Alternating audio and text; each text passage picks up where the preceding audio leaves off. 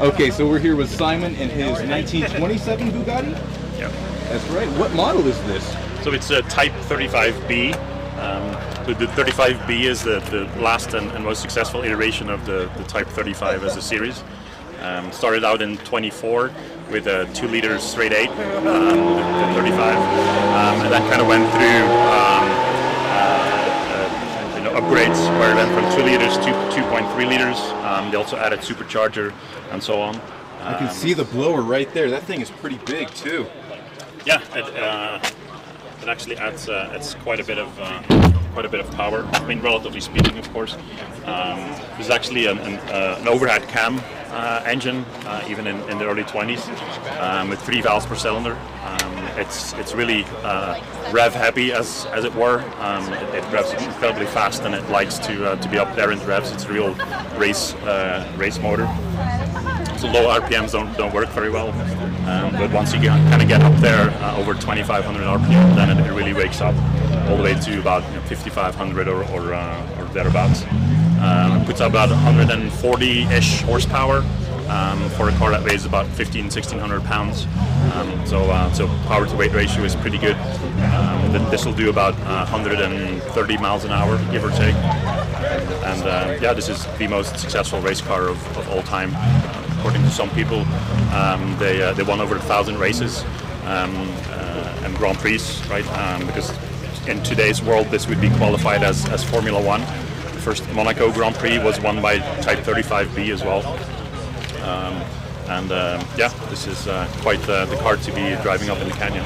Yeah, so this is, I think, actually the first aluminum alloy wheel out there. It's actually a single piece, right? These bolts are actually to hold the ring on, to keep the tire in place. But the rest of the wheel is a single piece cast. And actually on the inside, the drum for the brakes is part of that wheel, which means when you're driving hard and you're braking, all that mass is used to dissipate the heat, and the brakes hardly overheat. And then furthermore, whenever they were doing long distance races where they needed to change the tires, when they swapped the wheels with a fresh tire, immediately they would have fresh brakes as well. So they were able to essentially hot swap the entire brake and wheel setup in one pit stop, right? Yes, correct. That's pretty wild, man. So take a look at this thing. I love how the hood opens up. It just gives you such that classic, almost chitty chitty bang bang style look. Yeah. Not in a bad way at all. We got the classic crank start. That's a backup just in case, you said, right? Yes, correct. So there's an electric starter, which was relatively new in that era. But because back then, at least, these electronics were not that reliable, a lot of these things had backup as well. So for short sprint races, there would just be a driver, but the longer distance races like the Targa Florio, which was one of these cars' favorites, the Mille Miglia, same thing, which is 500 miles, 1,000 miles, and what have you. There would also be a mechanic in here, so you actually can fit 2 people in here. The only thing is it's quite narrow. If we look at the different controls, starting from over here, there's a tank under the seat here, which contains oil. Back then tolerances were not that good, so the mechanic could pump fresh oil into the engine, kind of as they were losing oil during long distance race. Wow! And so they wouldn't have to stop. If it's gonna leak out, you might as well refill it, right? Yeah. On this car, I actually have an electric fuel pump. Because it's slightly easier to drive it long distances, but in period when electric fuel pumps were not reliable, there's actually a manual pump here to manually pressurize the gas tank, and then it would kind of push the gas into the engine that way. Wow, that's pretty interesting right there. So this allows me to kind of see how much pressure I have in the fuel tank if need be. A clock, oil pressure, engine advance and retard. The magneto, not a phone dial as a lot of people think, but that's at the 1920s AAA, right? Yeah. A tach here, and then from the side here, you can actually see the lines for the gas in copper, and there's a tap off there that comes to this. So when I open this, I can use this hand pump here, which is kind of tight right now, like this, to pump gas into the manifold for when the engine is cold. So if you look here, you can actually see that line here. It comes out and it sprays gas directly into the manifold for when the engine is cold, because the carburetor is underneath the supercharger, right? So to be able to kind of get that mixture up into the manifold, so you have your first ignition. So it's flowing the gas uphill then? Yes. So it has to have it. The gas has to be pressurized to get into the carburetor, which is flowing uphill in the supercharger and then into the engine. Yeah. So once I pump some gas into the manifold, right, and you have your first ignition, it'll start sucking in the gas in updraft, basically. So shifting wise, it's a 4-speed plus reverse.